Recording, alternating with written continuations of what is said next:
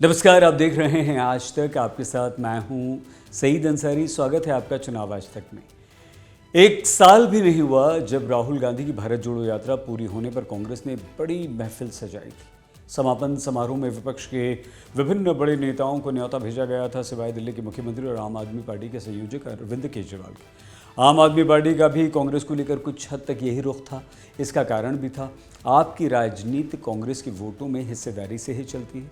आपने 2013 में पहली बार दिल्ली की सत्ता हथियाई तो कांग्रेस को बेदखल करके, और उसके बाद पंजाब में भी उसने यही किया। केवल इन दो राज्यों में ही नहीं, गुजरात, गोवा, हरियाणा, जहाँ जहाँ आम आदमी पार्टी का संगठन है और उसे थोड़ी बहुत चुनावी सफलता मिली, वो कांग्रेस के वोट बैंक में सेंध लगाकर ही मिली। और यही कारण है कि आपके इंडिया गठबंधन का हिस्सा बनने के बाद भी दिल्ली और पंजाब में दोनों पार्टियों के स्थानीय नेता गठबंधन के लिए राजी नहीं थे। लेकिन अब स्थिति बदलती दिख रही है। केंद्र से मोदी सरकार को बेदखल करने के लिए आप और कांग्रेस इंडिया गठबंधन में सीटों के बंटवारे पर बात कर रहे हैं। अभी अंतिम निर्णय नहीं हुआ, लेकिन सब कुछ लगभग तय बताया जा रहा है।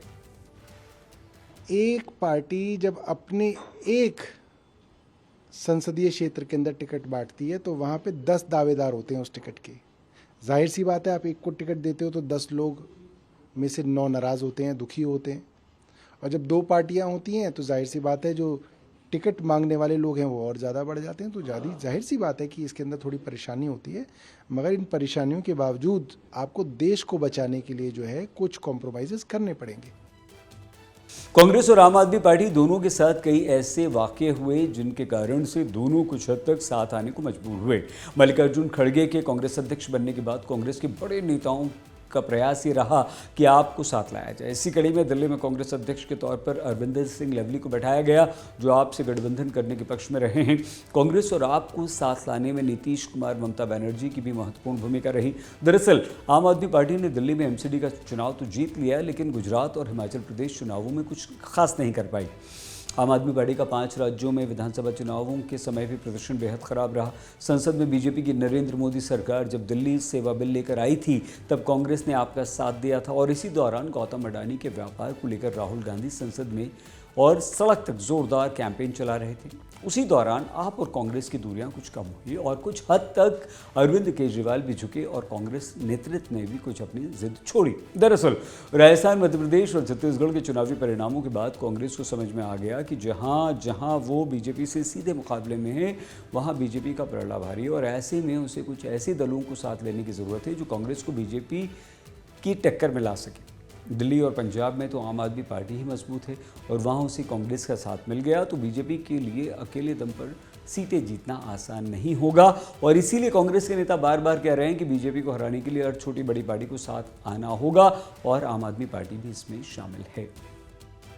हमारा सिर्फ लक्ष्य ये है कि जैसे भी भारतीय जनता पार्टी को, आरएसएस के विचार को इस देश में आने से इस बार 2024 में रोके।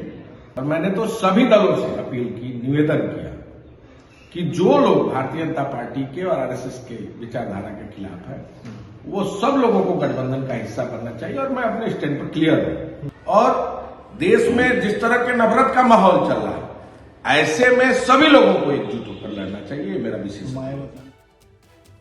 कांग्रेस और आम आदमी पार्टी दोनों ये समझ रहे हैं कि 2024 में बीजेपी का फिर केंद्र में आना उनकी भविष्य के लिए अच्छा नहीं है। ईडी की कार्यवाही से परेशान आपके नेताओं को मालूम है कि बीजेपी के सत्ता में लौटने पर वो और आक्रामक होगी, और उनके लिए न केवल परेशानियां बढ़ेंगी बल्कि पार्टी के विस्तार में भी मुश्किल होगी। आम आदमी पार्टी के 2 बड़े नेता अभी जेल में हैं, जबकि अरविंद केजरीवाल पर शिकंजा कस रहा है। ऐसे में आम आदमी पार्टी हर हाल में नरेंद्र मोदी को सत्ता से बाहर देखना चाहती है, और कुछ यही हाल इंडिया गठबंधन के बाकी घटक दलों का भी है।